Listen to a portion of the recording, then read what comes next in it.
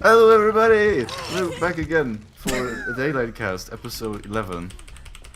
We stopped right at the anniversary. We're sorry. Things happened.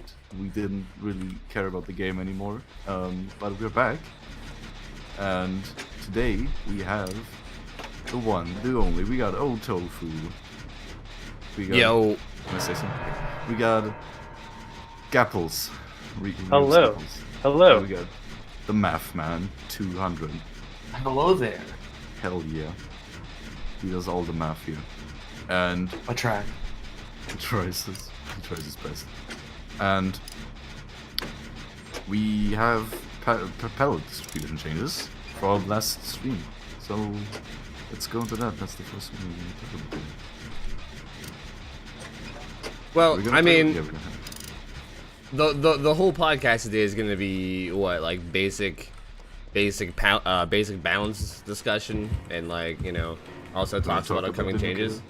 Yeah, do you want to talk about the new killer too? I mean, I don't really know if we can talk about the new killer. I mean, because we've got the power, so we can have at least.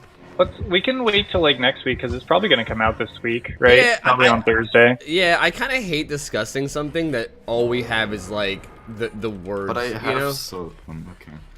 Dude, just wait, all right? I feel like it's just gonna be everyone being like, "Oh my god, this is ridiculous," without actually knowing what it is, you know?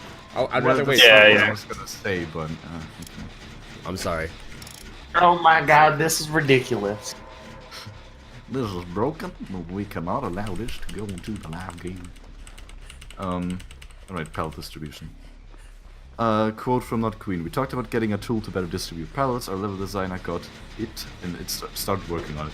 The first few changes during and after the next chapter are going to happen for pallet distribution. 5 points they mentioned were increase the minimum spawning distance between procedural pallets from 8 meters to 10 meters. This is a global change, meaning pallets can't spawn too close together. Change the minimum and maximum number of procedural pallets that can spawn. Implemented a new pallet management system that allows us to tweak the minimum and maximum number of procedural pallets that can spawn per map. Reduce the number of pallets that can spawn at the edge of the backwater spawn maps. Added logic that limits the number of generated pallets that can spawn inside the Bad Times Preschool map to 3 max, made the outside pallets procedural. Basically, there's gonna be a lot of changes to maps and how you can handle pallets as killer and survivor. This is coming with the new content, and Matt Walker is coming next week to explain more in-depth code, Not Queen. That's... Okay. That's a lot of stuff. Okay, let's go into the first thing, which is increase the minimum spawning distance between procedural pallets from 8 meters to 10 meters. I mean, I think in general these changes are like neat, but like I don't know. Can I just say, like, before we get into the exact changes, that like this isn't really. Do you guys agree with me that this isn't really the problem? Yeah. Like, Yeah. I don't think they're really addressing the actual problem. Like, okay, these all seem like cool changes or whatever, because obviously, like this game right now is really rough on killers. You know, like we all know that. Like killers are really like rough to play, and it's really hard to like chase people, especially when the maps are heavy with pallets. But like, I don't think just reducing the number of them is at all what needs to be done. Like at all. I think that's completely the wrong thing, because Yeah, sorry. I don't mean to be interrupted, but it's fine. It just seems like what the main problem is the power of the pallets, not how many there is. So just removing them is just it's not gonna stop people from, you know, like pretty much abusing the power of the. I shouldn't say abusing, but you know, it's not gonna stop survivors from using the pallets the same way they did before. You know, it's gonna be the same thing, except it's just gonna be that you're gonna run out of pallets faster. It's still gonna be terribly boring to chase as a killer, you know. And like that doesn't change that. I don't know. Yeah, because as you said, it's not like that there's too many pallets. It's just that the pallets themselves are just ridiculous. Like if you look at what a pallet alone does, it's basically, for the survivors, it's a short range blink almost, because you instantly move to the other side of the pallet when you run into it and drop in. It's an instant stun on the killer if you don't run enduring, which is. The stun is like 2 seconds. It immediately cancels any lunge or any attack the killer does, or is like doing right now. And it puts distance between survivors and the killer, so... Yeah. It's pretty ridiculous. Yeah, pallets are insanely strong. And like, I don't know, I still am sticking to the fact that I was saying before, where like, I think you can balance the pallets. Like, for instance, I do think there are some... Okay, there's the whole discussion where you can make the pallet stun later in the drop, which I think is an amazing, you know... Which is, like, an amazing thing to do. But I also think that, like, even with the current stun, I think there is ways to balance pallets. Like, for instance, a good example, I think, is if you guys know the pallet behind Wretched Shop. I use this one as an example all the time. Yeah. The one that spawns directly behind the shop, like behind like the infinite window. Yep. Yeah, like that pallet is like perfect. It's big enough so that like it's not incredibly unsafe, and as a survivor, you still can use it to your advantage. But as a killer, if you play correctly, you can almost guarantee a hit there every time, unless the survivor like really outplays you, you know? And Right. I would love to see more pallets like that. Like, that's what they should be thriving for, is making more pallets like that rather than just removing them, you know? I agree 100% on that. And that is a big thing why I think that just lowering the number of pallets, as you said, isn't going to be the only solution. I kind of want to see what Matt Walker has to say about it and to talk about it, because, you know, we don't know if this is the only thing. You know, I don't know what Matt Walker's up to. I want to see what he says on the next dev stream. I want to see what his thoughts about it are. I want to see what the guy who's supposed to be, you know, he's the map designer. He's the one that has to balance around all the, you know, game mechanics. Oh, bloodlust. And terrible. But I kind of want to see what his insight is on it as well. And I think it's really cool that they're actually getting him on the dev stream, because this is like the second time, I think, only, when maps are, in my opinion, one of the most core elements of this game that are problematic and need fixing. Actually, everything's problematic that needs fixing. What am I talking about? Yeah, No, I agree, though. I think maps are the most important. I agree. I Because think if you have a failure map, it doesn't matter what the game design is, you know? It doesn't matter that Sprint Burst exists if maps are ass, you know? It doesn't... That's just going to add another layer of problems. But if you don't have an actual decent map to begin with, or a set of map pools, or a set of maps in the pool, then it's going to cause those problems just to amplify. And I think that's where we're kind of at. So I'm hoping that this is like a step one, you know? It's like, oh, you know, one of the things is we don't like people looping from, let's say, a pallet loop to another pallet loop and be so safe. And maybe that's what he's going to say. You know, we want to make it so looping from each tile to tile isn't as viable of a strategy. Here's our reason why, blah, blah, blah, blah, blah. Talk about it. You know, I kind of want to hear his details, his insight, and his thoughts about it.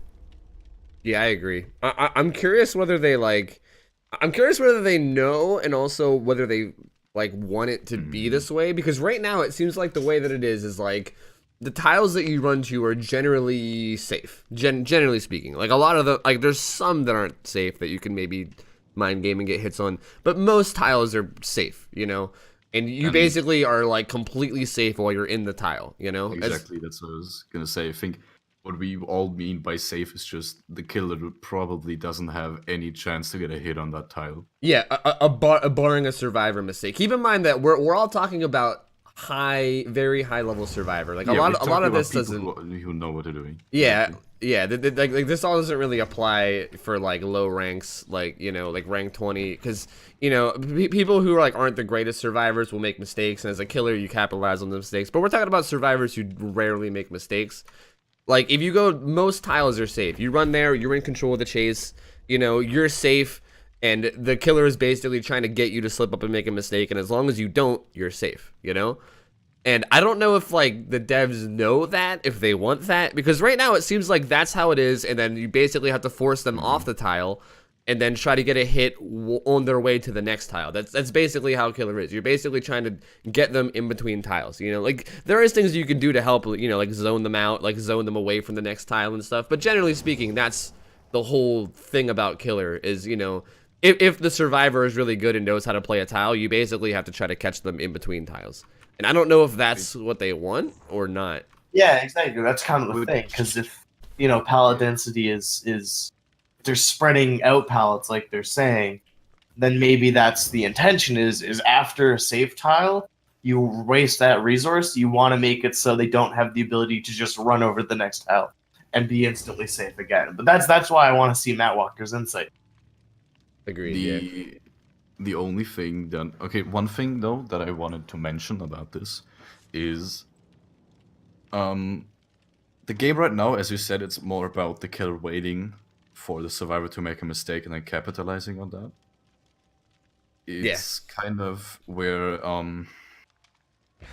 if you have a game, if you tell someone about a game with 4 survivors and 1 killer, you wouldn't think that the killer is the one who has to wait for a mistake from the survivors, and it's more like the survivors try to make the killer make a mistake or so. Yeah, And isn't that bizarre? Isn't that fucking bizarre? but the thing is, with this game is homing in on being 2 years old. And if they make drastic changes that reverse those roles, whereas the survivors have to be more focused on team play, and you can have like that one survivor who's like, you know, recording for his next montage on YouTube, juking with games and everything. How many people are gonna quit the game if that happens? Because after all, it's still a business, and you know, we don't know exactly what's going on at behavior, but maybe they're aware of that, and maybe they know, okay, if we make huge changes that turn this game into something more like Friday the 13th, where the killer's really powerful and you have to be more afraid of the killer, then how many people are gonna quit the game, especially survivors? Because let's be real, like, I'm pretty sure the most people that have quit, who've played since the beginning of Dead by Daylight, were mostly killer mains, because they were just like, killer's not fun anymore, I don't want to play this anymore, I'm moving on. Because Survivor is still at least decently fun if you're good at the game.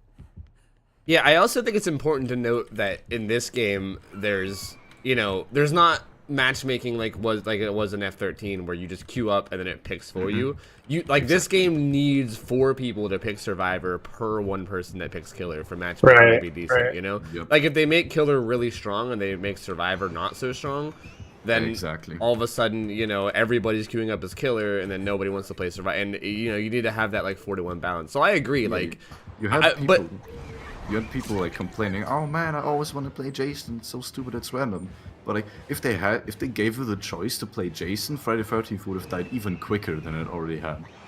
Yeah, like who would want to be a counselor kind of thing? Yeah, some people did, but it was very few. Like it wasn't. Counselor was still fun. I still really enjoyed like when Jason uses his teleport or his shift or whatever it was called, where like has like this tunnel vision thing, and then he comes out of it and you time it just right so you smack him and he gets stunned. That was really fun. But... yeah, counselor was definitely good, but at the same time, like getting 7-to-1 people to play it is kind of crazy, you know. And So I want to say that I'm not upset about these palette changes. I actually like kind of like them because I don't like actually care about there being less pallets, or I do care. I just don't like I don't think it'll be actually that crazy of a change. I think people are up in arms because they're expecting it to fix a problem. But it's not really fixing a problem in their eyes. Like they want it to fix a problem. They want this change to balance the maps, but it's a completely different beast, right? Mm-hmm. Exactly. They're tackling the wrong thing here if they want to fix maps. In my opinion, I think. Right, and I'm trying to think what maps have a good amount of pallets right now. Like right now, I'm playing balanced. Yeah. Well, I'm playing on oh god, what's this map called? Like Wreck Shop or whatever. And there's just tons of double pallet loop things around the center shack, right? There's a ton of them.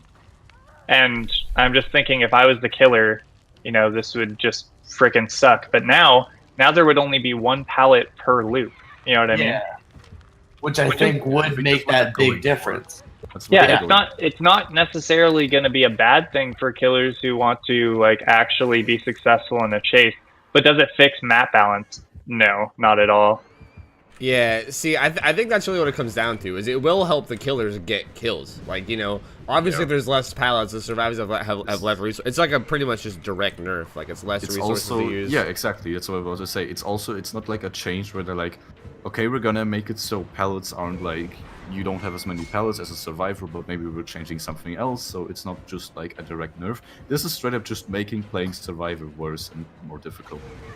But is that a bad thing?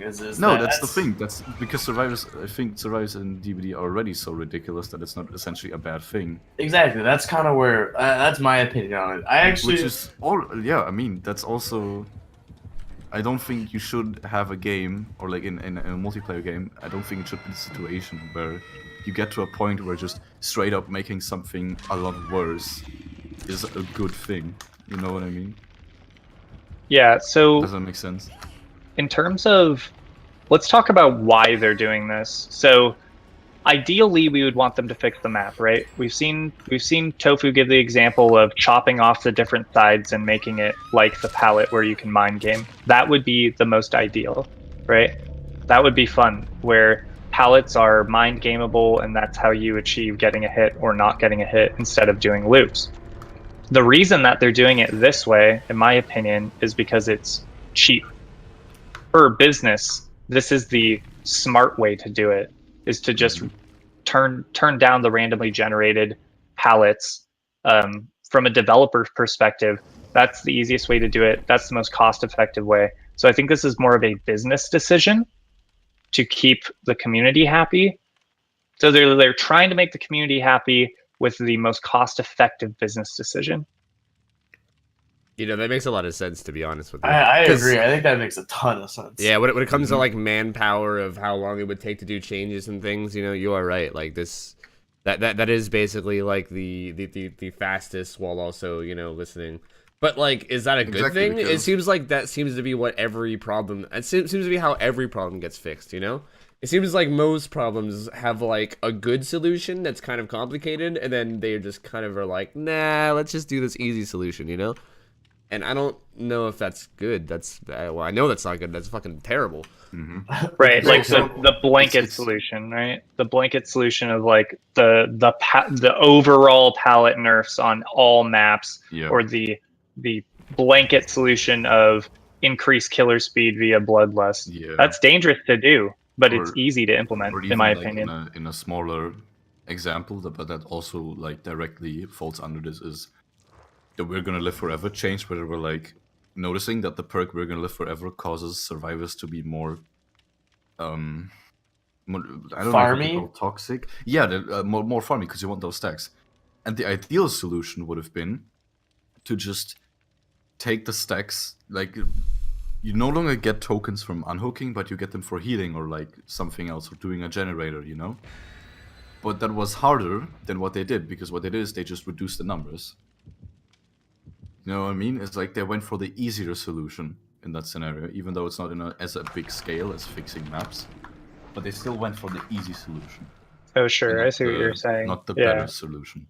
Tweak the number rather than the actual mechanic. I see what you're saying. Yeah. Yep.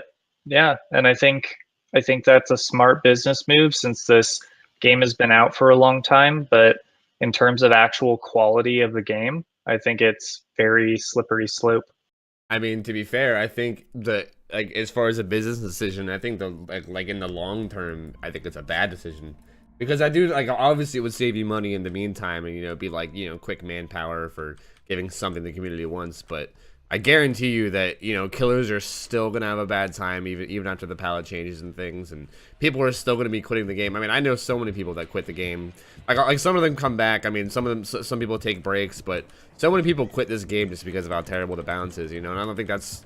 I was one of them. Yeah, exactly. Like that's a primary example. I haven't played DbD in multiple months, so I would consider myself part of that group too. I've played Survivor today with some people that I met who played this game, but I don't think I've touched Killer in a bunch of months too, yeah.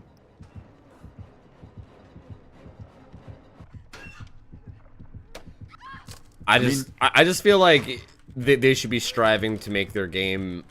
Okay, here's what I think about this game, and as far as like its numbers and its growth and its success, it seems to me like we know so many people that quit this game, and everyone's always like, oh, Tofu, DbD's dying. Everyone I know is quitting. DbD's dying. It's a dead game. It's dying. It's dead. It's not, though. The numbers are amazing. Like, this game has so many people playing it every day, and I think a reason why is because of all of its new content, you know? Like, they do a really good job of pushing out new content, especially, you know, the fact that they keep releasing licensed killers. Like, that always brings new people in, you know? Like, It's also the fact that a game like DbD, if you realistically look at it, something like DbD hasn't really been done before. I mean, you've had Evolve, where like you got the one big monster and it's trying to kill the little guys, and the little guys are trying to Right, kill. right. But something like where you have one big guy who you literally cannot kill. You know, it's something like DbD. That's not been a thing before. You've got you got your The ego cat shooters, you got and your mouse platformers. Genau. Did I just say genau? Sorry, I just said Cat and mouse. Yeah. Yeah, that's not been done before. So you see that on Steam, it's like, oh, that's only $20, and because they also do a ton of sales, like every 2 months there's a 50% sale on DbD. Just brings in lots and lots and lots of new players. yeah, I think that's the thing though, is they basically live off new players, which is, don't get me wrong, like that's a good thing. Like, it's very good to have a constant flow of new players.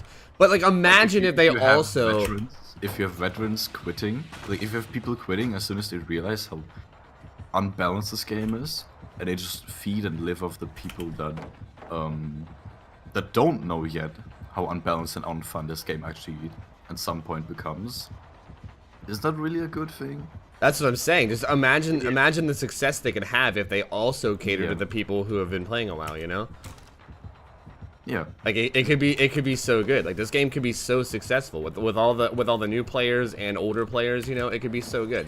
But they seem to be just riding off of all the new players coming in, you know, and then after like a couple thousand hours they start to realize all the problems it has, and then, you know, I don't know. Right. Then, So let's talk about that. I think that's a good motivator. So does this palette change affect that? Do you think new players are going to get absolutely destroyed because of this change? No. Actually, you know, I have a lot to good say about question. this. I have like a very long thing I can say about this.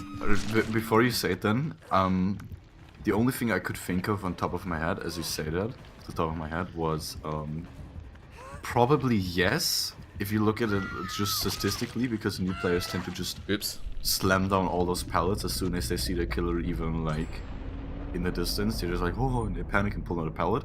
And because the amount of pallets is generally going to be reduced, there's going to be less and less, and yeah, that's like more obstacles going down, like, you know what I mean?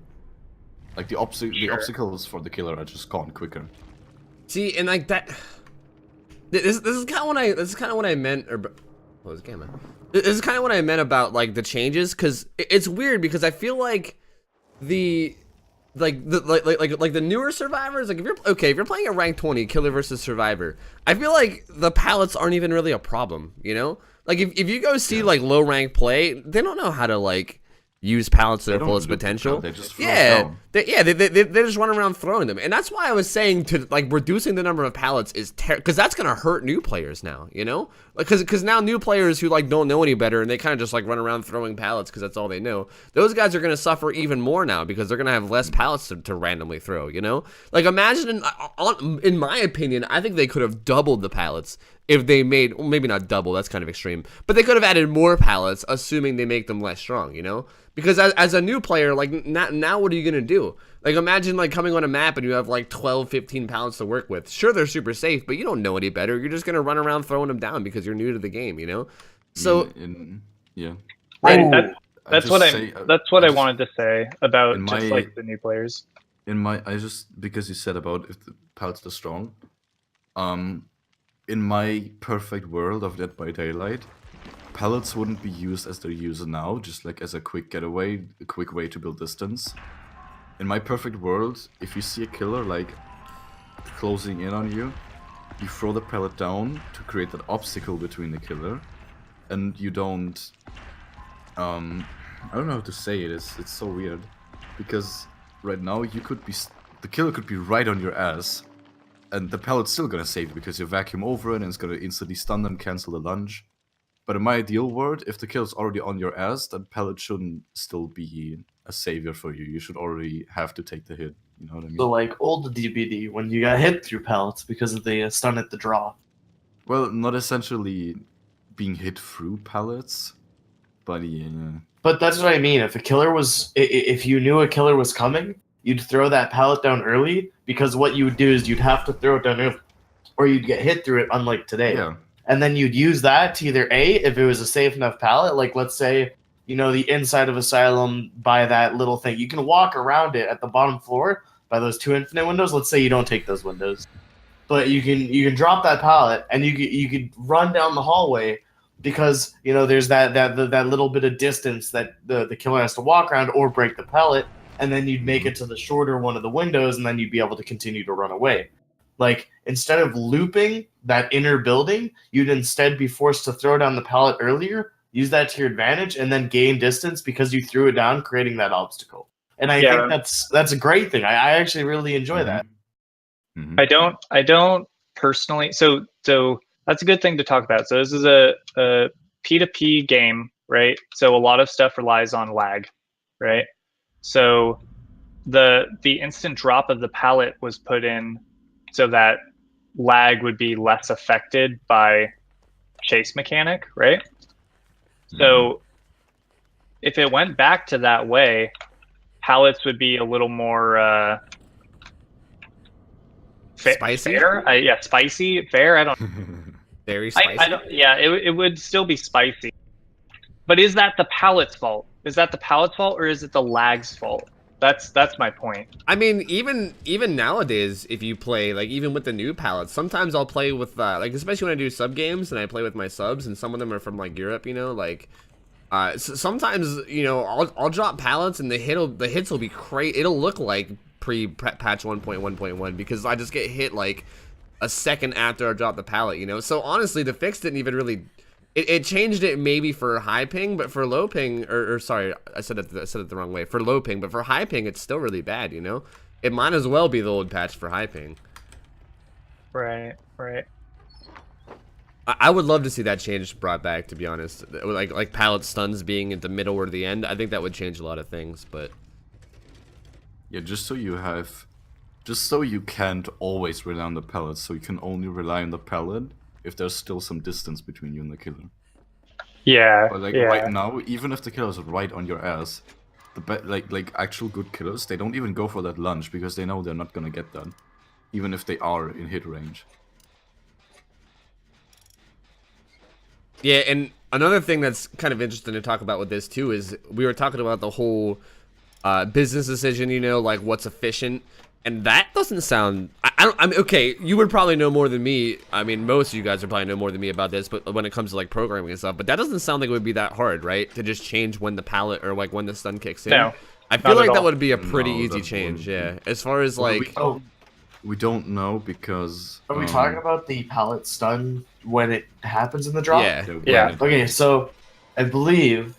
Now, don't call me on this. I could be wrong, but I believe that the actual reason that they changed that was because of the awful part of killers getting stuck in pallets. And they tried multiple fixes, and that is the only thing that they found actually made it so killers didn't get stuck in the middle of pallets and the game was broken. Oh, is that... Yes, really? That is why they changed the drop. When I asked, so it's not even and I for balance pried my reasons. way through it, that's the reason. It wasn't about lag, but rather it was about because they had this issue and they knew it was a big issue. They tried multiple things, and this was the thing that worked 100%. You don't see killers getting stuck in pallets anymore, at least I don't, you know. At least not to the extreme. I see survivors. Yeah, that's really interesting. I feel like we should explain real quick. Anybody who's like newer to the game, back when this game first came out, and you know, I guess it was for a while, probably for a few months after it came out. Sometimes as the killer, you would try to swing through a pallet, and then they would drop it and stun you. And then you would just get stuck in, like, you'd just be stuck in it. You'd be like... And you were trapped for the entire game. Yeah. The survivors could free you if they, like, knew how. You can, like, get injured and slide and let them do the grab animation, and it would free you. But you were basically at the mercy of the survivors. Sometimes it would be nice and free you, and sometimes they'd be... than you are now. Yeah. and sometimes sometimes they'd be dicks and just stand there and teabag you and... like, let you hit them over and over again and heal to farm points, and then just, like, sit there and teabag and, you know. But it was a huge problem. Honestly, it happened to me multiple times a night. It was actually a major problem. So I actually didn't know that that's why they changed the pallets was to fix that. I had no idea. I wanted to say, I think I think Dead by Daylight team isn't good with their communication. At least they're not perfect. I feel like they're trying to get better. Like one example is Matt's gonna go on the stream and talk about why he's making this change. You know, he wants to go and be like, yeah, this is what I think. And I also had a light bulb go off in my head that I was just thinking about for a bit. But Not Queen mentioned that this is a distribution palette tool, which means it can always be changed at any time because it's a tool that allows them to tweak those numbers, right? Which I assume they might not have had before. I don't know. Don't ask me. I ain't That reminds me, kind of a topic, but that reminds me, like, in one of the death streams where McCody, like, he was like, I've been given this piece technology. I'm sorry. I'm going off topic again. Yeah, all right. I'll get back on topic. But anyways, Yeah, so please. if for example, like, let's say they actually get another level, excuse me, I just choked on my spit. They get another level designer, or, you know, Matt gets some free time to work on it. Maybe then they'll change actual pallet loop length, and then they can go back through and distribute, as you were saying, 2 times more pallets. But, you know, that's extreme. Like, they'll actually put more pallets back in, because I feel like now that they have this core tool, it allows them to actually tweak things. And it's one of those things, it's like DbD doesn't really get quote-unquote balance updates, except for every expansion, maybe you'll get a few perks changed. And I think if like Matt Walker is the one in control here, he can be like, all right, let's see, this past 2 months, all right, how have pallets looked? Are pallets too safe? Okay, maybe we need to edit some pallets, make them less safe. Okay, now survivors getting slaughtered, let's add some more pallets to the map. You know, he has that ability, I feel now, potentially with this tool, to go through and edit things that maybe he otherwise wasn't able to. And so that's why I'm really excited. I really want to hear what he has to say on it, see if he has plans, you know, hear the intentions behind what he's doing. I just want to say real quick, I really, really pray that they don't base their decisions anymore. I don't know if they do or if they have or if they're going to, off of just raw stats. I fucking hate the stats that they show all the time, dude. Oh yeah, they're always terrible. It's not accurate, man. This game is so different at like high level play rather than rank 20. And I'm not even saying high. Notice I'm not saying high rank. I'm saying high level, even rank 1s. Okay, I'm not trying to sound like a fucking. I don't like, this is probably gonna come off really bad, but I don't even care. A lot of rank 1 players are not that good. Like, if we're talking about the balance problems that are in this game, you know, a lot of the rank 1 players don't really show those problems, you know? Like, it really only shows whenever the survivors are really, really good. And, you know, Some of the rank 1s you play against. Yeah, like, they're not near a pallet, they don't do anything. No, I agree. There's a big difference. Rank, as everyone says and has said for forever, rank doesn't mean anything. That just means how much time you play each month. Exactly. So it's not how skilled you are, it's how long you played that month. Exactly. Right. So, like, if they're balancing things based off, like, well, according to our stats, this and this, this and that, and especially when they do rank 1 stats, you know, they're like, well, at rank 1, Nurse isn't the strongest killer. Like, that doesn't mean anything. Like, you go watch, like, must be balanced. Yeah, like you go watch one of the best Nurse players in the game and then tell me, you know, it's not about ranks and stats. Well, according to our stats, Freddy always gets 2 kills, so he must be balanced. Yeah, and the thing is too is that they'll also throw in like low ranks for that too, and that's completely ridiculous. Like, it's completely absurd. See, that's why I don't understand why. Like, in my opinion, your new player experience, you should have like tutorials and you should have ways to get them into the game, exactly, to get them knowledgeable, not making the game around them so then they're miserable once they're no longer new players. Because you're making your new player experience good, but you're making every other experience really shit, and new players aren't going to continue to play once they realize it becomes shit. So I think a couple things need to happen. One of my viewers actually mentioned that they don't watch the dev stream, but maybe taking people's hours into account. And I moderately disagree with that, because, you know, I have people who are the same hours as me or more, and they face camp and do whatever, and they're just terrible players as well. You know what I mean? Hours also aren't indicative of skill. But I think especially because at some point, hours just don't mean anything anymore. And right. I think that point comes since it's I haven't seen this in any other game, but in DbD, people tend to kind of humble brag with their hours. We're Sure. like, oh man, I have like almost 2k hours. I must be a god at this game. But I think yeah. the point of like your playtime, where you don't become any better, or you can't become like, you don't really increase your skill level anymore, is way before 1000 hours. Because DbD is just not that mechanically or skill intensive of a game. I disagree with that. I also disagree, and I think it's different per person because no one learns at the same rate. No one understands things at the agreed. same But rate. for, You know? I think for an average, though. Yeah. Like for someone like, let's say those people that get to rank 1 every season, maybe they've been playing this game for 10 months. Some of those people Yeah. might not even know how to flashlight blind on a pickup. You know? Because I don't know. Maybe they just haven't tried it. Maybe they haven't thought about it. Maybe they don't care. You know, there's also those people that are just like, yo, I want to play some casual DbD. Gonna put on my Sprinto Bursto borrowed time. We're gonna run down to the basement as soon as the killer hooks someone. We're gonna get fucking slaughtered by a Leatherface, but that's okay because that's fun for me. You know, it's not fun for everyone, including myself.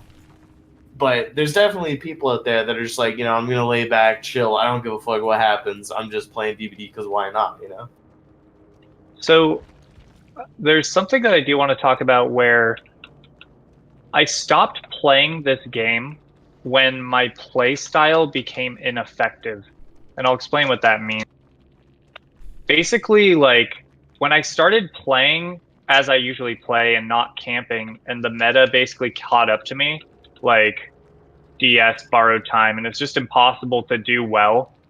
You know what I mean? Not even through pip system, through the cube, but just like do well at all. It was just, I think there in there lies an inherent problem where I want to basically go into the dev Discord and just be like, not only is killer not really fun to play anymore, but good killers can't even like be successful in my opinion sometimes. Like you're required to do some scummy shit for some reason, and I don't know why that's a thing. I feel like this can be a whole nother discussion. I just wanted to interrupt real quick.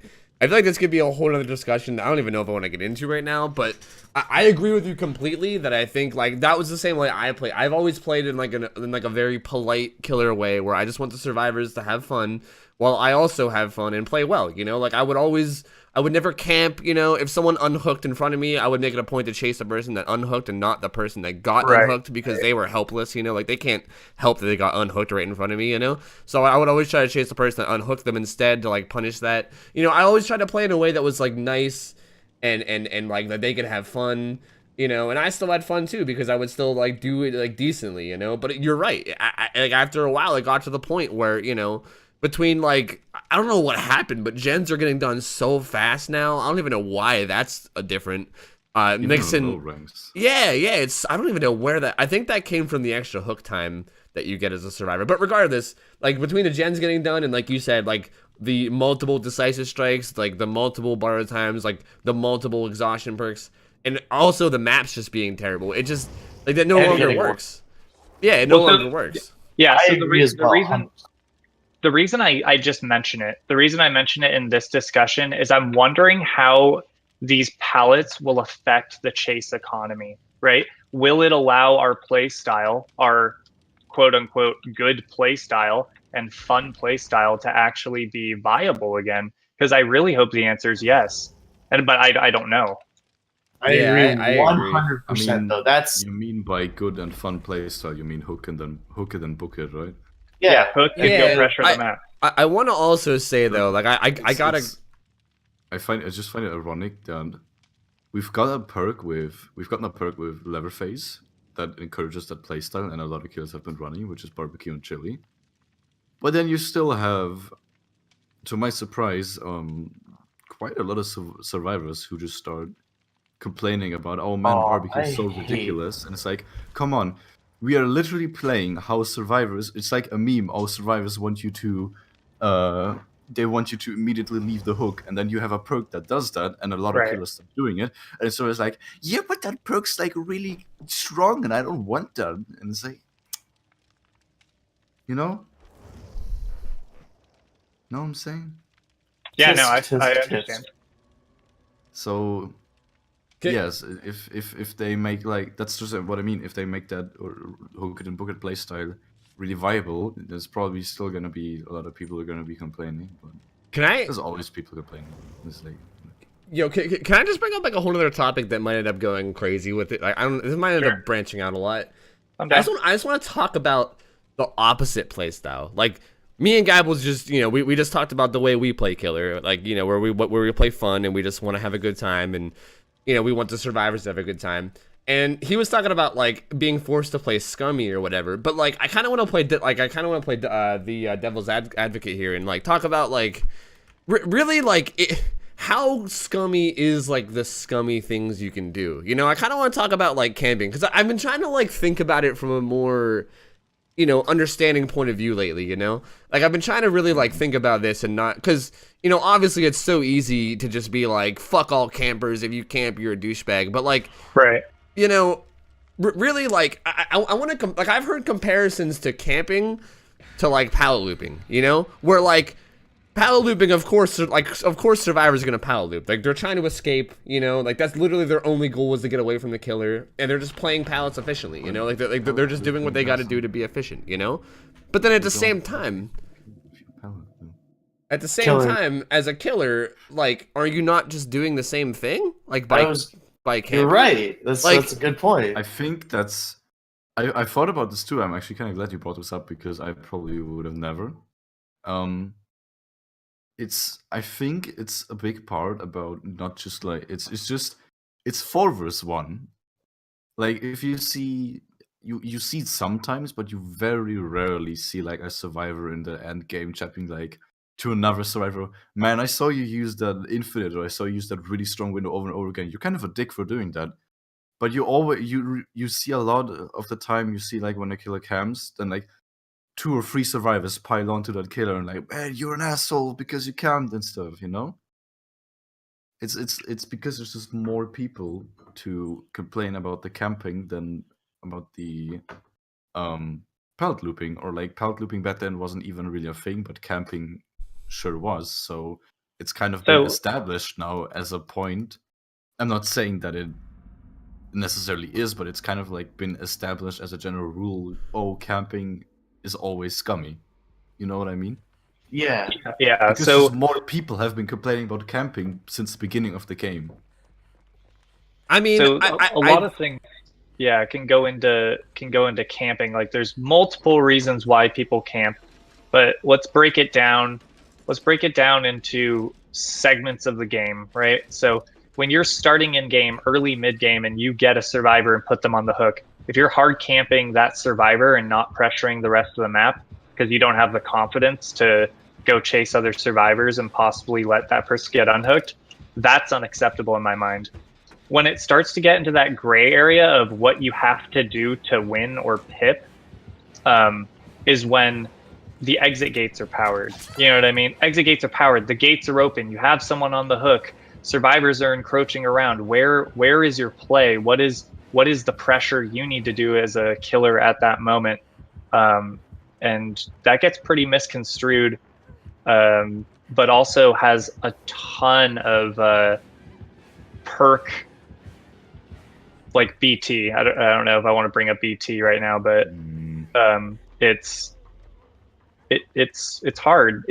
Camping is definitely the easy way out, in my opinion. Always. I've never ever thought of camping as anything else besides a person saying it's the easy way out. Yeah. Pretty much, yeah.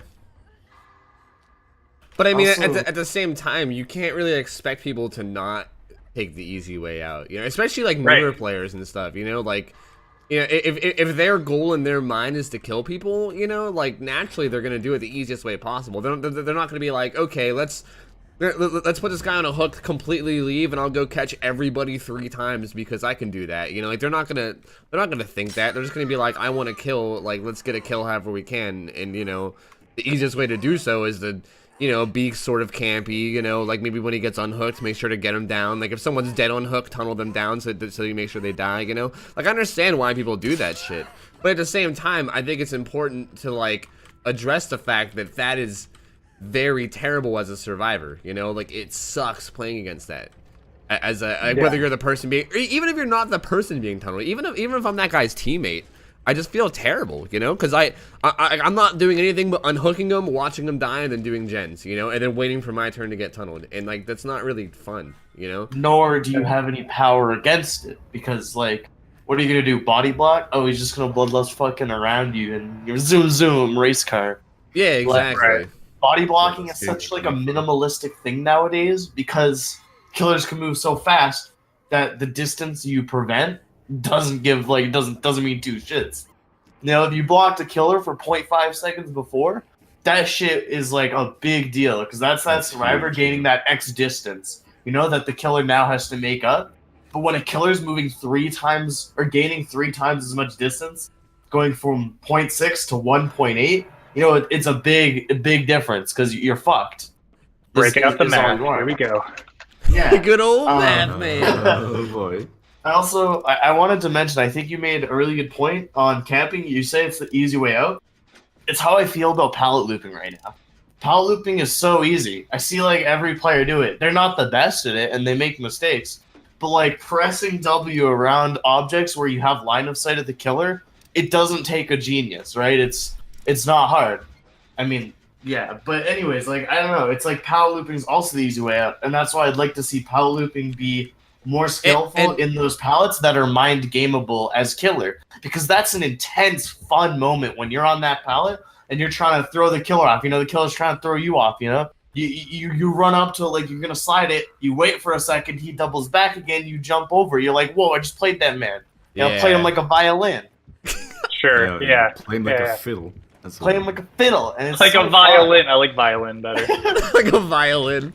fun. Like a violin. You know? Math man confirmed violin god. He's playing that sad song. You're playing that sad song for him as You you play just that dig sad him over. violin. Yeah, you're like, I'm so Playing sad. that sad violin with these killers, shaking my hand. Well, I think that's a good thing to bring up for the sake of bringing it up, like this podcast, right?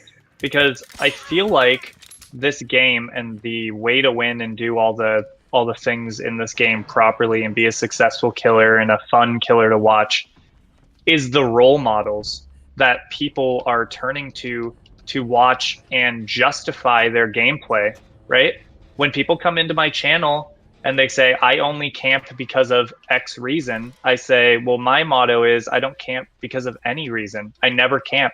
There's no reason. I haven't camped from the beginning of my gameplay, and I'm not going to start now just because the devs decided to make a gameplay change. Doesn't mean I have to change my type of gameplay.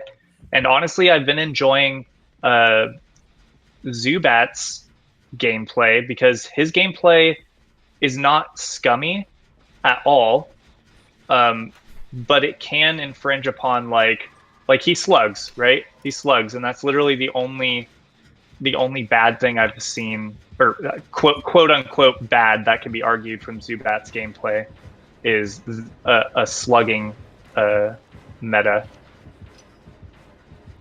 I just think people need to get the community's mind back on track, because I feel like everybody's skewed to camping is okay and camping is not okay the whole battle. And it's like infinites too. You know, I feel like this game used to have a player base that was like so awesome. You know, if you got into like a Toronto game, you saw those people, you knew half of them, and you knew like, all right, you know, I ain't gonna be a piece of shit to Tofu. I ain't gonna run the triple window wretched shop infinite because that's fucking awful, and who would want to play against that? You know, Right. There was this common give me thing those of like, feels, man. let's just be like chill, you know. Let's try to have a good time, you know. Of course, then Jungle Jams came out, but oh god, let's not talk about those awful. Yo, can I remember. I have something important I want to say about this whole topic of camping. Can I say it real quick? Okay. As far as like, I don't think the right move to like get people to not camp is create this like thing where like camping is taboo, and like of course it's the right play and it helps you get kills, but like it's just bad to do. You just shouldn't do it because if you do it, you're mean and stuff, and it's not fun.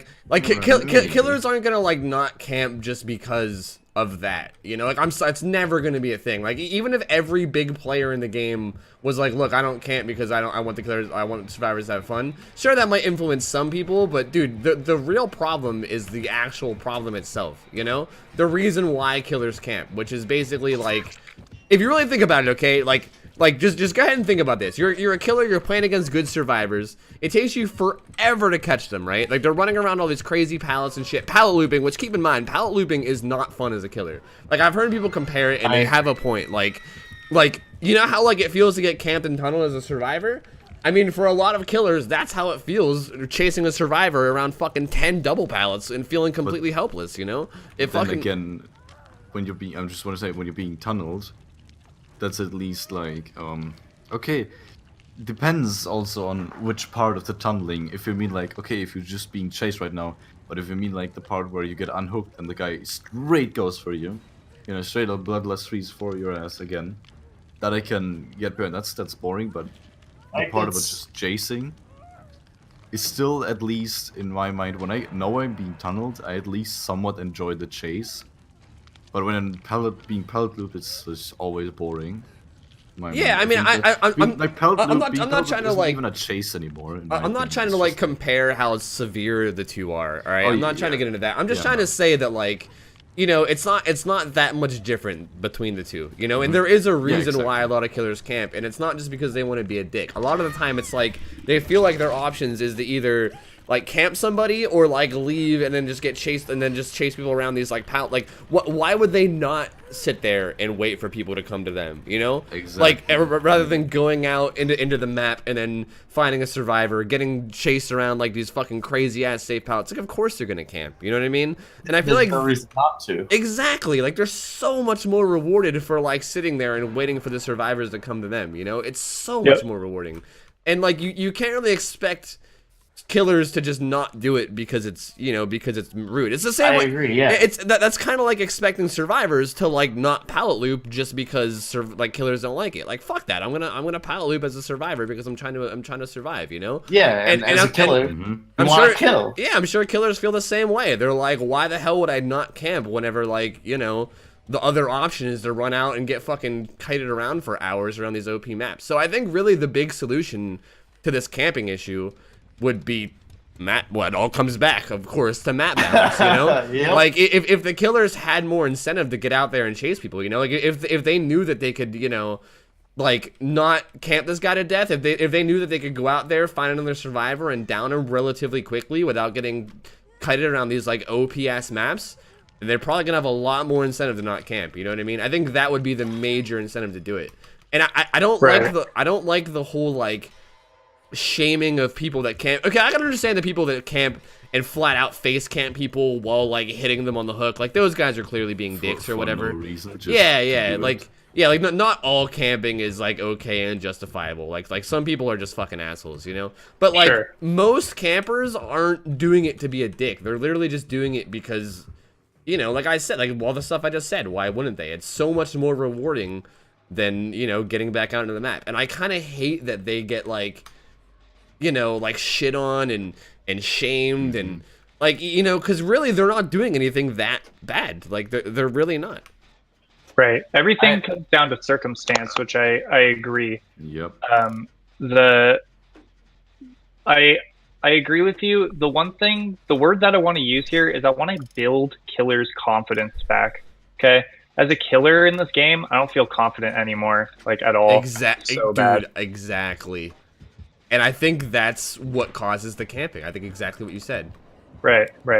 Yeah. Because how can you have confidence when map design fucking sucks? You know, blows dicks. Yeah, There's like no confidence because any person can run a pallet loop. It's the easy way out. It's like back when we had T-walls, you know, without vacuum walls. Let's remove vacuum walls. You know that patch after that? I don't know. T-walls were fucking amazing. You know, it's like when you found a survivor, you could still know as a killer you had a chance. You know, based on the style of play, based on who they are, if you know them, you'll know what kind of things they're gonna do, and you'll always learn. And that's one of the best things for me. I love playing against someone and being surprised, being like, holy shit, that guy just did that? Didn't expect that. Now I got it in my mind. Now I'm gonna play with that in my mind. I'm gonna try to counter this style of play that he's giving me. Right. I give give a little spiel whenever I'm playing killer about survivor skill selection, right? I don't give that spiel anymore for the obvious reason of the pallet loops, right? Because I agree completely. There's no windows aren't really useful. Like you use a window only to extend your pallet by like 10 seconds. That's the point of a window right now, is to make your pallet loop just that little bit longer. You know, that's not fun in my opinion. Like I like looping windows. I don't like it being infinite. I hate it being infinite. I like it being a mind game, just like how I think pallets should be. They shouldn't be a one-dimensional, run around in a single direction, throw it down, he kicks it, you run away, you do it around the next one, and you keep doing that.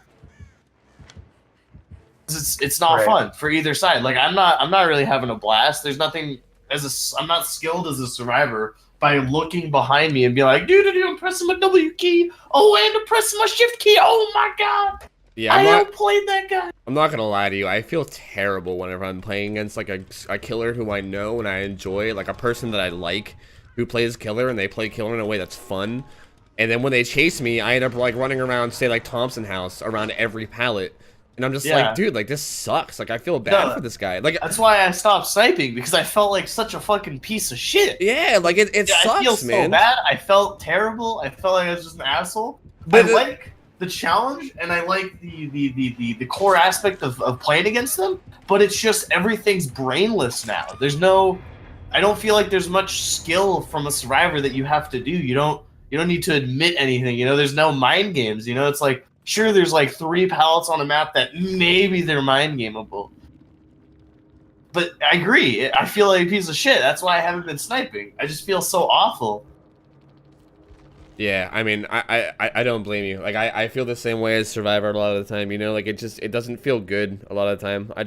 But, like, at the same time, I don't want to, like, just fall over and die either, because I feel like that would be even worse. And I feel like as the killer, that would probably feel even worse, to have the Survivor just be like, okay, like... Give you pity because they felt bad. You're so helpless, I'm just gonna let you kill me. Like, that's not any better, you know? Yeah, I don't know. I really want to see what Matt talks about, because there was a few, like, in my opinion, you listed off some very problematic maps that he said are being edited as well with pallets and whatnot. Like, I think you mentioned Badham and Haddonfield. Like, Haddonfield's fucking awful for their terrible window designs, and Badham just literally had Haddonfield's copy-pasted buildings, and then they were kind of made worse, you know? Like, that basement building on Bedham is the single most disgusting non-main building I've ever seen. You get like 3 windows, 4 insanely strong force break pallets, and you can constantly break Bloodlust because you're not an LOS. So like, what do you do as a killer? You don't go there. It's not fun. It's like it's like the barn. It's like the barn on the fractured cowshed. You just don't go there because it's a shit location. You have like, sure, you can Bloodlust 3 in that spot, but is that fun? No, it's not fun. You're just pressing W and vaulting. You know, I think this brings up an interesting thing too, because I've been playing. Okay, like yesterday, I think it was not yesterday. I didn't play yesterday. Thursday, I played like against Zubat pretty much all day. Which, I mean, I feel like most people know Zubat is probably one of the best killers in this game, if not the best. Like, he's a very skilled killer. He makes it a point to go for 4Ks, and he gets them very often. Like, he's a very skilled killer. And I noticed whenever I played him that sometimes I would get to areas that were just like 2 double pallet setups, you know, and when I would go there, he would just leave. He would just bail. Yeah, he would just be like, fuck this, and he would just bail and go find someone else. And I thought that was really interesting, you know, because he has like a really interesting play style where he's found ways to like mind game and do like fancy things on most like jungle gyms, like most walls, you know, where like you can break LOS. He finds ways to like, you know, like mind game and trying to get hits.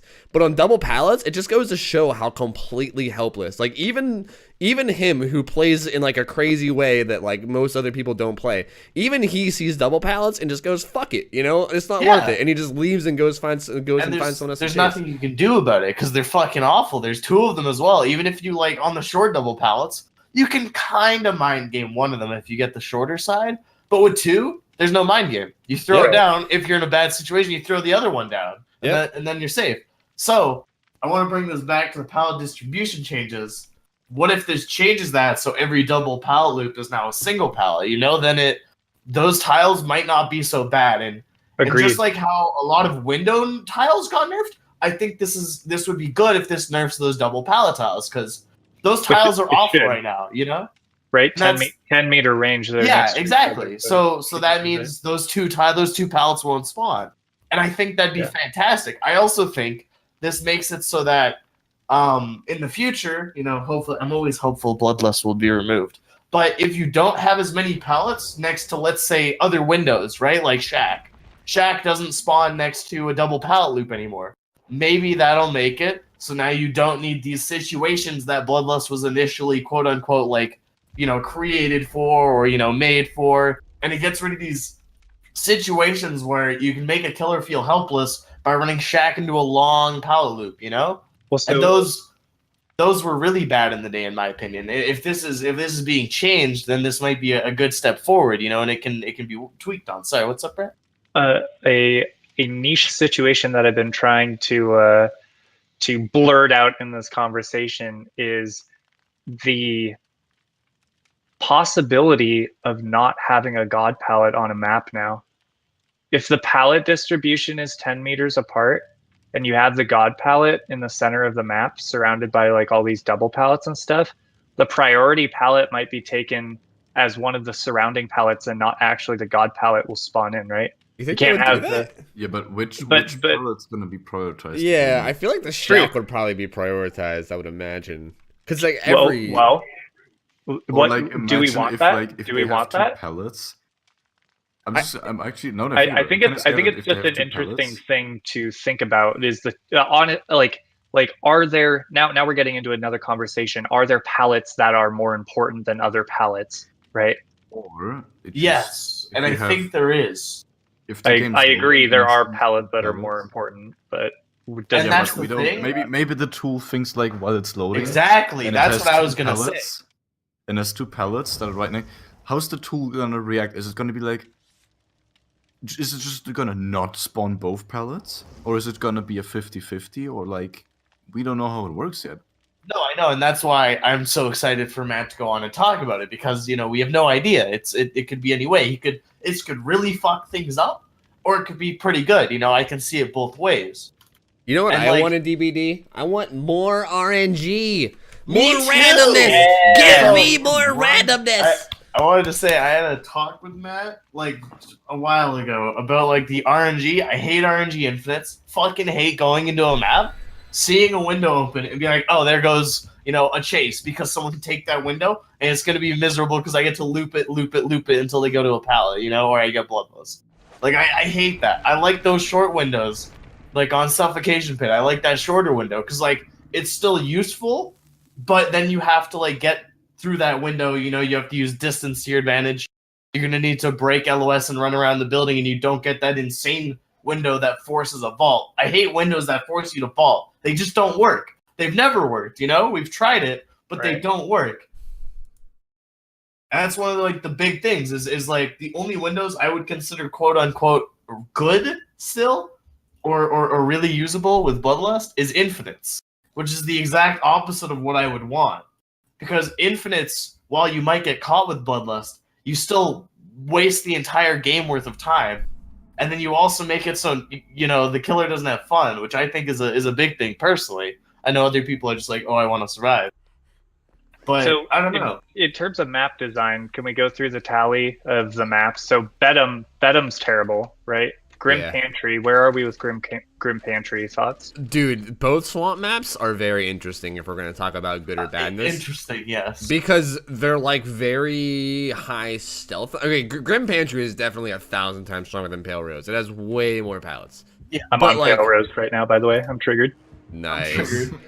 Okay, I'll go ahead and say the Grim Pantry is a very strong map because it's got all like the stealth aspects of a swamp map, but also has like a million pallets, which is kind of a big deal.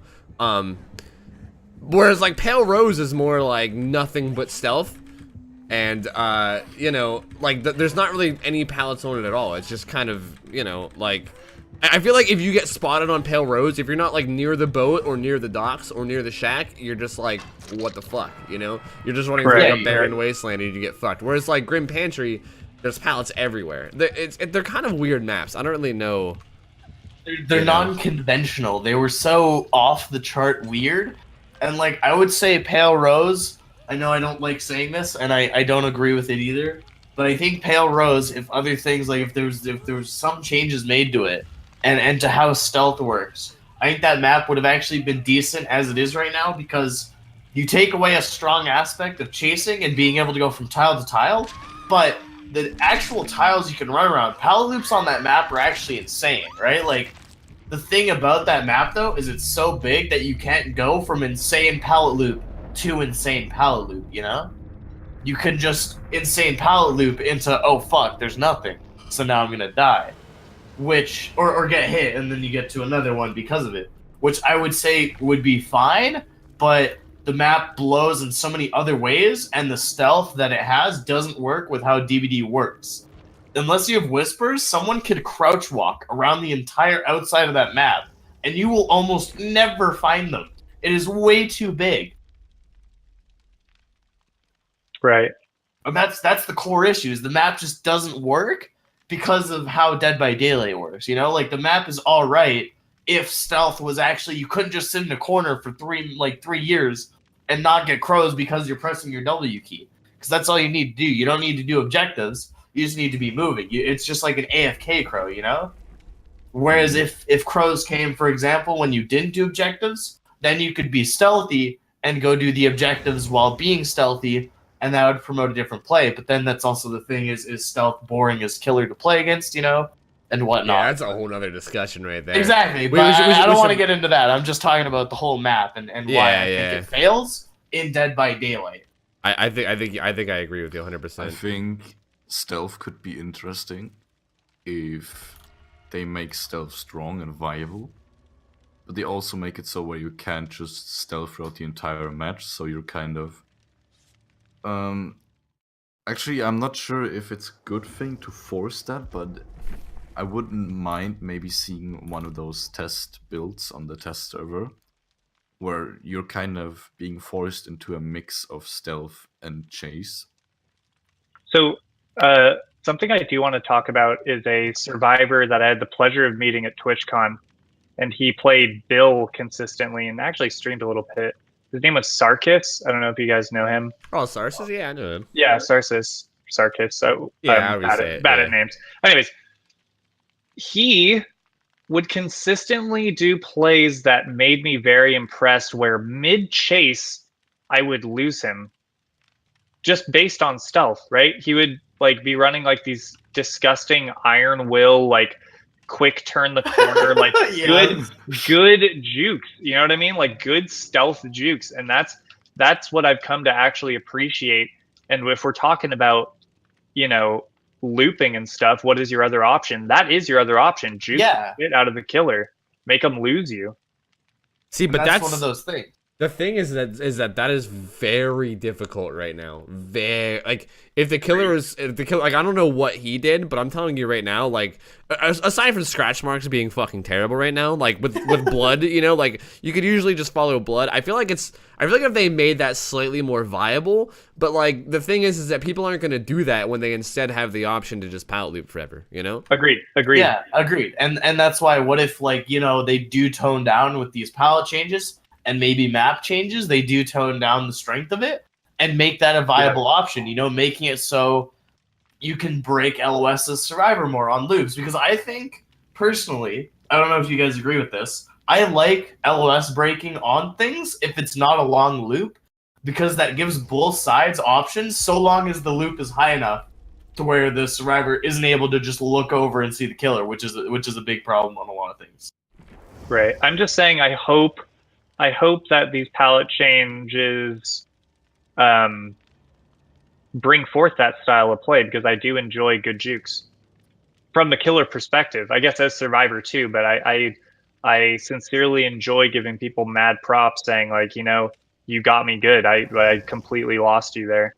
Yeah, it's not something you'd expect in this game, like this current meta game. You don't expect that. You expect people to have sprint burst, borrowed time, decisive strike, and self care. Yeah, it's more so eventually you're gonna outrun me with your perks, or eventually I'm gonna run you down with bloodlust. Not, oh, I just completely lost you based on your skill. Yeah, exactly. It's one of those things that it takes a lot of effort, and it, in my opinion, sometimes specific areas where you're like, oh, I can drop a pallet here. Let's try running into this area where scratch marks will say I'm going in 3 different directions because it's a junction, right? I think junctions are the best spot to do that. Because it's like, if you start running into the middle of it and then you walk away, not leaving scratch marks, the killer has to look, other than blood, they're like, well, where the fuck do they go? You know, you stopped running.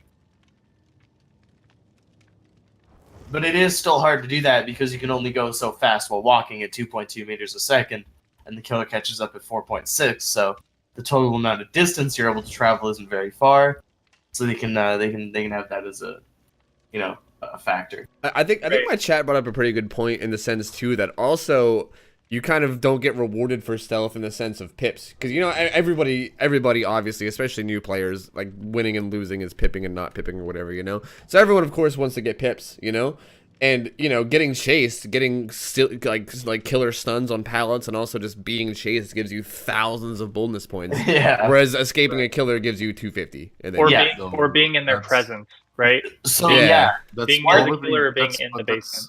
That's just because if you think about it, point values have not really been changed ever since the game released. they changed them one time, like a month. well, after yeah, the game was they released. they nerfed and buffed some things like killer points And- when they were pretty rough. They were probably anticipating that evading the killer was gonna be the safe, easy play, and being chased by the killer was gonna be the hard play. So they thought, okay, we're gonna Give points based on that.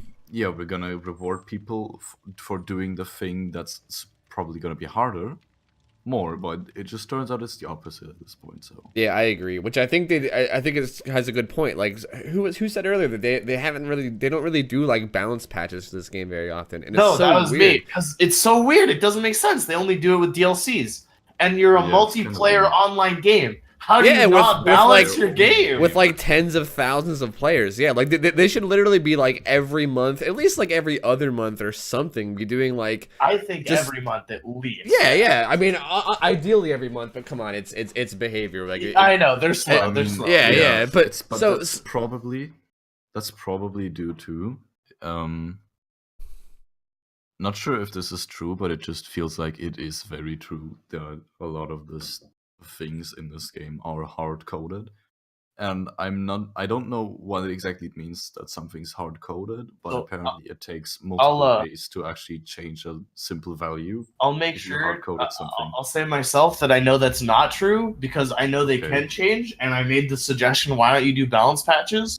Because one of the designers was like, oh yeah, it can always be changed at a later date, and I made the point of, yeah, but it never is. So you can't make that argument to Why me as a isn't it? player, because balance changes never come. It's like if we're I don't remember what I was talking about. I think I was talking about urban evasion being 100% and how long it took urban evasion to actually get changed. I'm Instead like, of perks it that are got just changed. useless. Yeah, it's like you can do that, and then if you overtune a perk, you can change it the next patch. That's what multiplayer games are. You're keeping your game That's fresh. what makes multiplayer games interesting. Yeah, Yeah, exactly. You yeah. come back, it's like, oh shit, dude. Look, this So perk much got has changed. changed. Urban evasion's better now. It's 100% from 15%. You can zoom around. It's like, well, it's cool. It keeps your interest for a week. So And that- I just want to say, like, not only for interest's sake, it's also just important just for the fucking game's Oh sake. yeah, Like, for sure. like people knowing get better what at the works game. and The what game doesn't. changes. Yeah, like Exactly. Knowing what works and what doesn't is So there- really important. There's something that I want to bring up just to piggyback onto this as to why things don't happen, right? Why aren't the devs doing this is a really good idea. And I agree that a ton of them are good ideas. And if I wanted like one message to get out to the devs if they watch this podcast, I have no idea, is not leave ego at the door or pride or anything, but I understand that this is behavior's game, right? I understand they had a vision, they wanted it to be a certain thing, but things rarely ever come out in reality like they were planned to, right? When it hits the hard streets of reality, things change, right, over time. So just because they want killers to be these crazy, massive camping machines, or they want chases to be a certain way, or they want 2 survivors to escape as the average, you know what I mean? That's all well and good, but the reality, I think sometimes the devs need a reality check, because sometimes I feel like going into the dev Discord and just being like, killer isn't fun to play anymore, fix it. You know what I mean? Yeah, no, for sure. And I agree 100%. I mean, I had my breakdown on stream, in which I haven't streamed DbD since. I don't want to talk about it, really. But in it, it was like one of my things. I was like, you know what, Horvath? I have a message for you. You really got to get over your fucking ego, because Bloodlust isn't helping this game. I need you to open your damn eyes and at least listen to the feedback that you're being given. Now, obviously, I was upset. And I do mean what I say, but I mean it in a nicer way. Of course, you're going to be prideful of a game. You know, you outsold what anyone expected DbD to do on the team. You know, they didn't expect it to be this. And I feel like they sometimes try to make changes. You know, sometimes they're not always going to be right. But just make changes more often. You're going to get backlash, but then you're also going to make good changes that improve the health of your game. If you make a 3-month change, I think Tofu said this on a stream, if you take forever to make a change and then you fuck it up, that's going to be what really pisses people off. If you take 1 month or 2 weeks... yeah, exactly. How bad was that? It's so bad. I swear to God, Rave Q. Jesus Christ. But it's like, if you make changes more frequently, then these disappointments, they're still going to be disappointing, you know, it's going to suck, but then maybe instead of us being like, oh shit, we're going to have to wait another year until Wraith gets touched again, it'll be like, oh, you know, maybe they'll be touched within the next, you know, few balance patches, maybe they'll give Wraith something else, maybe a slightly faster uncloak, you know, maybe make it so, you know, there's no noise at the very beginning of it, so you can be even stealthier, you know, ooh, I love stealth Wraith, ooh. You know, just try things. You know, that's what I want to tell the devs is don't be afraid to try things. Because if you don't try things, you're not going to get anywhere. If you just theorize and go off stats like they do, you're only going to get so far. And I think it's proven like that. Like, just, you got to be experimental. You know, you're in game development. Try things out. You know, some of them might be radical. You know, some of them might be small things. Like, just try buffing a perk. Try nerfing some perks. Make things more viable. Try it out. What was the dev stream's last stat topic? What was it again? I don't remember. I didn't even watch these things. Those I stats watched it. are I can't so remember. cloudy. No. Let me check it right now. I just remember, I think the sample size was like 30 people. Unless I read the chart wrong. It was just like, out of these 30 people... Apparently. Oh Oh, yeah, it was matchmaking. like, that's what it was. Matchmaking was the amount how of long it time takes. the amount of time that people spend in lobby. It's just like nobody gives a shit about that right now. You know what I mean? This hasn't been like It's the in a hugest fine issue. spot right now. I don't think the matchmaking is really an issue right now. Show me.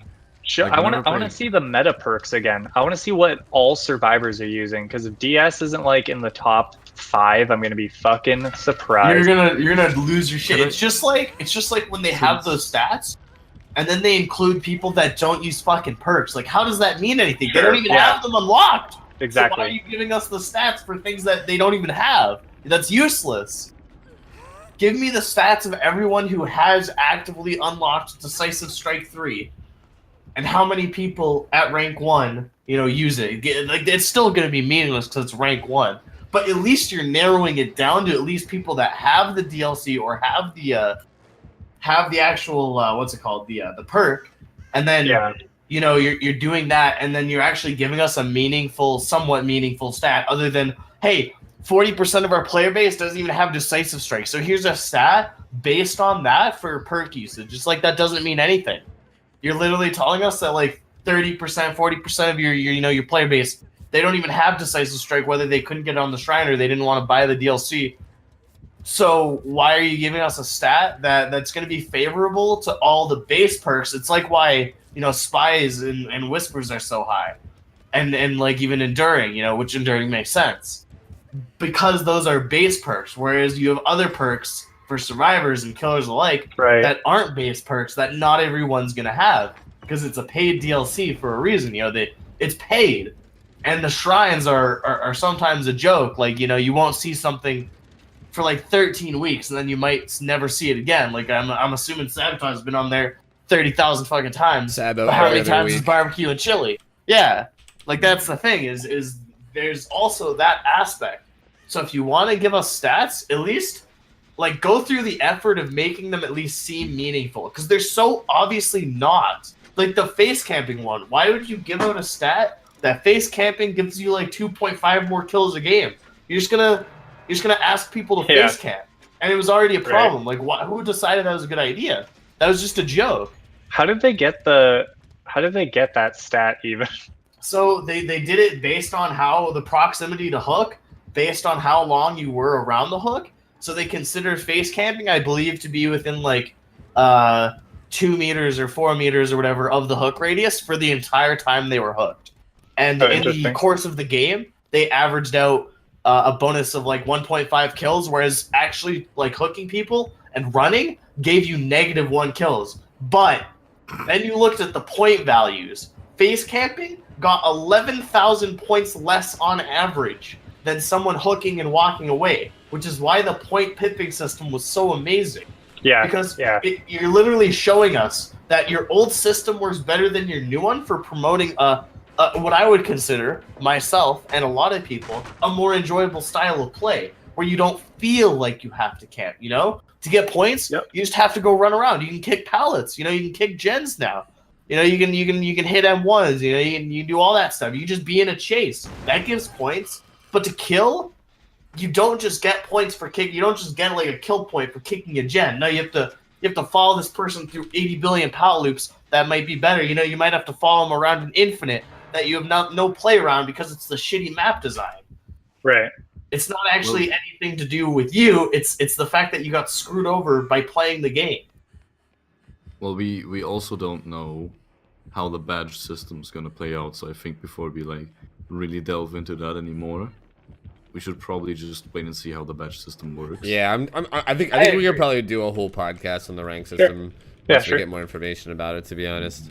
I just wanted to go off because the rank system, it sucks dick. Oh yeah, the rank system is definitely. I think aside from map balance, the rank system is easily the second biggest problem with this game. I'm not gonna lie to you. I think also what I think since we were talking, somebody said something about the devs just listening to the community and all. What I wanted to say about it is that I think it wouldn't be a bad idea if they just did like a little community event where everybody who's been playing since release can write like a little letter to the devs and tell them like what they think about the game. So they have feedback from people who've actually been there from the very beginning and who've probably also have enough experience to know what they're talking about. But I don't want to do this because, elitists, if you don't have 1k hours, you're obviously shit at the game. It's just because there's so many more players with less experience complaining on forums where the devs obviously are checking to see how people are receiving the game, what they are thinking about the game.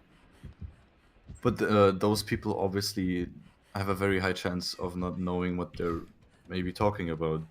So maybe just having that option, just the devs having some insight from the people who maybe know a little bit more what they're talking about. I just think that like okay, they're both important. Like getting Yeah. Of course, they're both agree, important. I think it really would have no. I just sorry. Unless I don't know about it, I think up until this point they've just gotten feedback from the entire community as a whole. I mean, And no. that's obviously- I think they don't take feedback in general is what the problem is. They don't listen Yeah. to anyone. They listen to themselves, and that's kind of the issue. Is they you know, I think it might be pride. You know, it might just be like, you know, we think we're doing the right thing.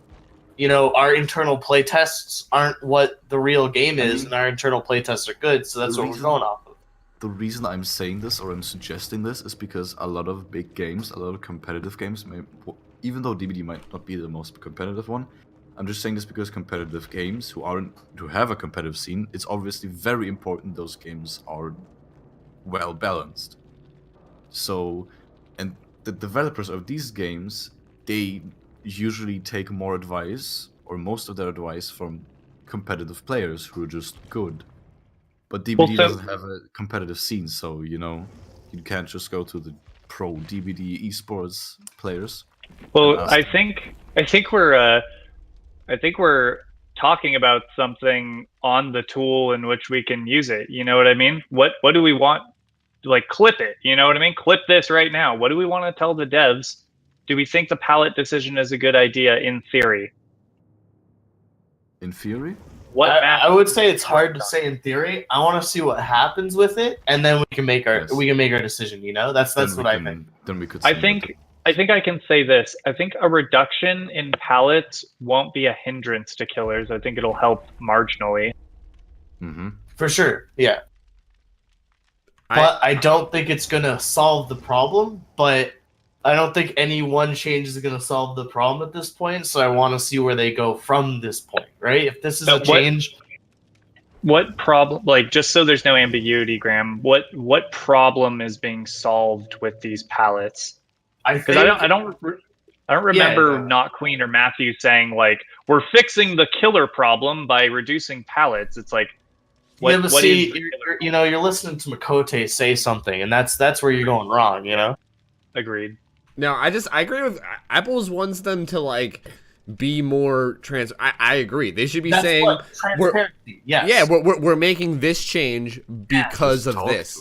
Matt Walker, dev stream next week. That's what I'm saying. That's where I think we'll get our transparency. He's the person that's actually going to work on maps. So if we're going to listen to anyone, it's going to be the guy who's doing the changes, right? Like, That's why I want to say we shouldn't theorize. We should hear out what Matt has to say, what he thinks the problems are, and what he wants to solve with it. Because, if I say to, like, let's say you, for example, Brett, I'm like, oh, yeah, I want to change pallets. I want less pallets because I want less pallet, like, double pallet loops to be less effective, and I think this is the way to do it. And then, like, let's say you would go on dev stream, and then you're Makote, for example, you'll say, oh, we're fixing a problem with killers by reducing pallets. Because theoretically, that's what I said. You're just shortening my words to make it, for everyone. Right. It's kind of like you're simplifying it, being like, oh, we want to fix a problem. We just didn't go into details because maybe Matthew Cote didn't get the details, or he didn't understand the main course he was trying to go through, and that's what I think I'm really excited for Matt Walker is because we don't see Matt Walker a lot on there, even though I think map design is that core fundamental thing we need the most of. And like I really enjoyed the last one where he talked about infinites because he went through a lot of math, he explained his ideas, and I thought they were great. They didn't work out in practice, but he actually tried something, he tried stuff, and at least he was honest with us. He's like, I want to make it so you loop one direction. I want to make loops so long that the killer catches up by the second vault. I was like, cool, let's see if it works in practice. Oh, exhaustion perks exist. It doesn't work, so we're fucked. So, now what's the course of action? Maybe we remove long windows at that point. Maybe we remove exhaustion perks, if only.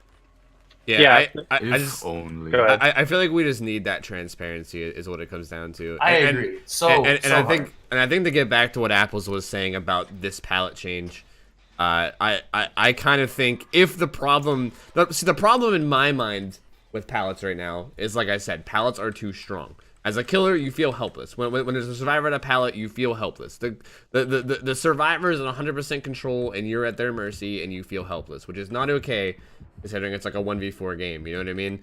And I think this problem does not address that. I just want to say that. I don't think it addresses it at all. I think it will slightly address the fact that killers have a hard time killing. Like, if that's the problem, is just like killers aren't getting enough kills, then maybe this addresses that. But as far as like the killers feeling hopeless and the pallets being terribly imbalanced, this does not address that at all. No, so, sure. So you're saying this a reduction in the number of pallets doesn't fix the inherent problem of what a pallet is to a survivor and what a pallet is to a killer, right? I completely agree. You said that perfectly. I agree with that. And the one thing that I also want to stress too is I don't want everybody to be super excited where it's just like they got rid of some pallets, all the maps are fixed. It's like No, not at from all. theory, like a reduction in pallets doesn't fix maps. You know what I mean? For There's sure. so many different problems with the maps. And that's which why need to be handled on a case-to-case basis. Yeah, It exactly. might be a good thing. Might be a good thing to go into on this podcast is if we want to talk about a specific map. You know what I mean? We can go kill your friends and look at like these different spots. Like, let's look at the elementary school. Oh my god, this place fucking sucks. That's a super good idea. We should start, honestly, from here on out, every Saturday that we do this, we should just hop in a Kill Your Friends match. And Go then, like, through the things. yeah, and So then every don't time, just, like, yeah, I mean, we I don't know. You guys are playing a game. I'm not playing. I haven't been playing games while doing the podcast. yeah, and No, I also that's feel like a fun. lot of the examples we give, like I know me and Mathman both went on rants where we were like giving examples and maps. Like I did like the Wretched Shop example. Mathman gives examples all the time of like if this long well in this pallet, like it would be so much better if we could show exactly what we're talking about, you know, rather than just saying it. It would be so much better for people to get a visual on it. We should start like, dude, next week we should start doing that. That's a super good idea. Yeah, because then we can I like just send the clips to the devs. You know what I mean? Yeah, Just And say, then like- you have visual proof, so Matt Walker knows exactly what we're talking about, and then he gives them an And example of what commentary. we're talking about. Yeah. Yeah. No, I like that. That's perfect. I do want to see what Matt Walker has to say though, because I think this, you know, it's something that can be edited. It's a tool. Changes can happen to it, and it's, you know, it's at least they're taking a step which seems to be in the right direction. Maybe not the perfect direction, but it's not the wrong direction, right? You're not adding pallets to the map that are more safe. You're not making a new bedham, right? You're removing pallets that maybe causes problems with loops going on too long, which has issue with time efficiency. Like maybe Matt will go on and talk about that. Who knows? And that's why I love Matt. He's such a smart guy, and he's so interesting to talk to. I have the pleasure of being able to talk to him. And I think he, you know, I trust in him. I want to. I've talked with him. You're not Dev Discord, aren't you? Yeah. Yeah. Oh, I see. He is I've been there quite for the almost member. a year now. Yeah, I talk there a lot. And I have the pleasure of being able to talk to Matt and, you know, at least bounce ideas off of him, you know, and get some opinions from him. So I definitely want to hear what he has to say. I definitely want to see him on the dev stream. It's nice to have people, you know, that I, one, enjoy seeing, you know, people that are going to actually give information and not just show softcore wraith and trapper porn or whatever. Jesus Christ. Ding dong. Ding dong. And I actually like my dev streams being valuable information that might actually lead to a better game tomorrow. Agreed. Yeah, Yeah. I'd like my Agreed. dev streams to not Yeah. tread on the edge of being terminated by Twitch staff too in the future. Yeah, me too. Yeah, I like Like the they're clips very of everyone. close. Yeah, I'm I like sure the if- clips if- of when if- people. I'm walk very around. sure if a Twitch staff or a Twitch mod joins the dev stream at the wrong time, if they keep doing this, their channel's just gonna be. I just would gonna go. laugh so hard if they got Oh, it would banned be live. such a- it would be I would such a fucking goddamn die, that dude. rave picture. If a Twitch mod would have been there, they would have been gone instantly. I don't know. I don't know. think It, I it think didn't I'll show anything. It was Yeah. just suggestive. Yeah. I mean, it was mean- on the edge. So You can find more bad things in Twitch IRL, but we just don't talk about that either. ooh. I mean, So in- Twitch has some problems in itself. Yeah, that's True. Yeah. Sorry. Off topic though. What's yeah, up? come on, get back on topic here. God damn it. Also, by the way, is that going to be kind of our goal with this podcast? Is to like, okay, I think our goal should be like discussing things, you know, about the game. Like for instance, a topic I want to get into in like another podcast, not this one. So don't even bother responding to this. But I want to get into this in like a later podcast. How much difference does like survive with friends with communications make over a solo queue? You know, like stuff like that. I want to discuss, and I want to just have it out there for people to listen to. But I think we should also, you know, kind of like you guys said, like make constructive points about the problems of the game, and then, you know, maybe even send it to the devs, you know. I think that's also, I think those should be our two goals here. I just want to get that out there. I think we should definitely make it a point to do those two things.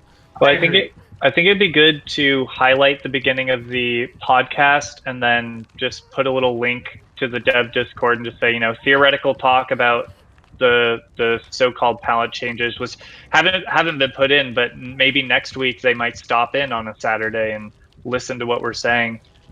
Because I mean, apparently, Not Queen knows about the podcast. If that's the podcast they're talking about. Yeah, was she talking about art? I don't even know what she was talking I about. thought she was, because why would you reference that other one, which we don't talk about? We just don't talk about that other.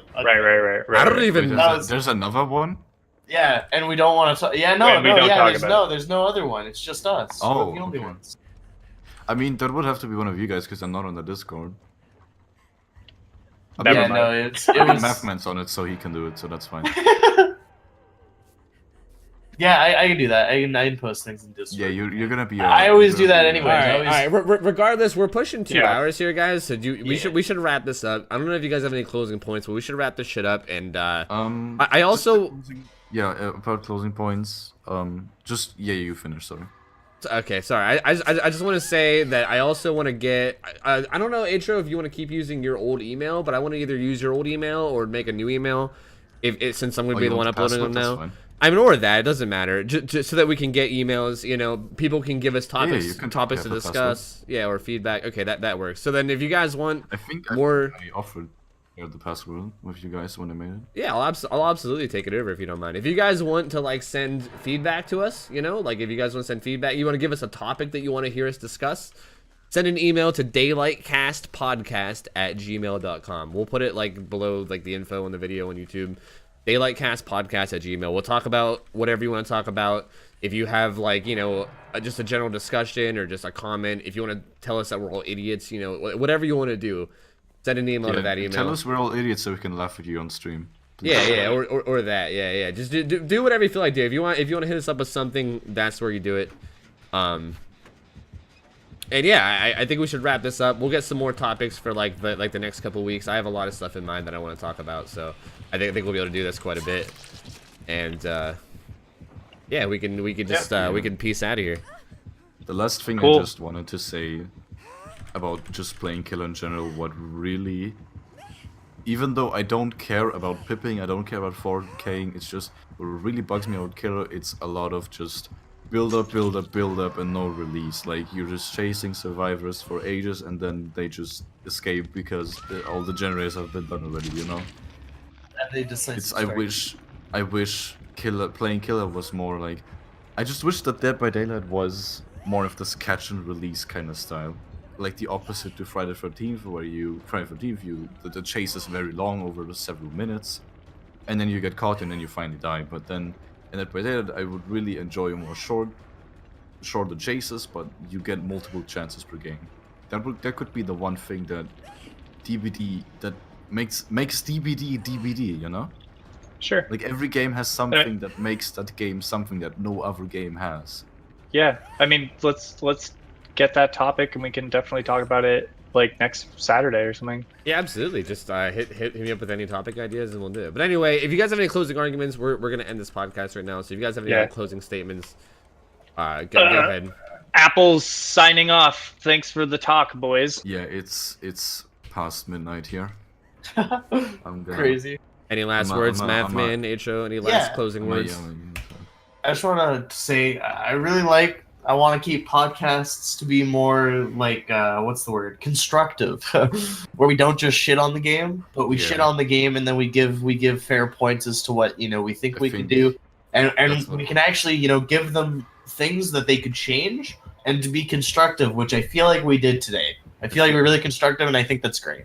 Yeah, I need to work on that. I think that's the reason why I might have never been invited to that Discord now. Because all I do is just shit on the game. Whenever I see someone talk about DbD, I just barge in, actually, that game is trash. Yeah, so I think keeping it constructive would also be good. Because then people will have something to look at and be like, oh, look at these guys. They're being positive. They're giving good reasons to the game. Maybe I believe that too, or maybe I have my own opinions. It might stir up more actual meaningful conversations instead of just, shit talk and more shit talk, which doesn't lead to anything other than shit. Yeah, exactly. To the podcast, yeah. I think that's what I'd like to see if you're cool with that OhTofu. Absolutely, man. Absolutely. Yeah, I just think that's great, and I appreciate being here. And it was a blast. Yeah, I want to just thank you guys all for stopping in. It's awesome having you guys' opinions. If you guys don't know, by the way, to close this out, I am OhTofu. I stream every day at twitch.tv/OhTofu. I'm sure you probably already know if you're here. Mathman, one of the best Survivor players probably ever to touch this game. Doesn't really stream this game much anymore, but he still streams some things at Mathman200, twitch.tv/Mathman200. Amazing player. Ryuk's Apples, also an amazing player. One of the best killers probably out there. Very smart guy. Very good stream where he discusses his killer mindset. Twitch.tv/Ryuk's_apples. And I just want to thank you guys all for like stopping in and having this discussion because I love doing this and I feel like we need to do this more.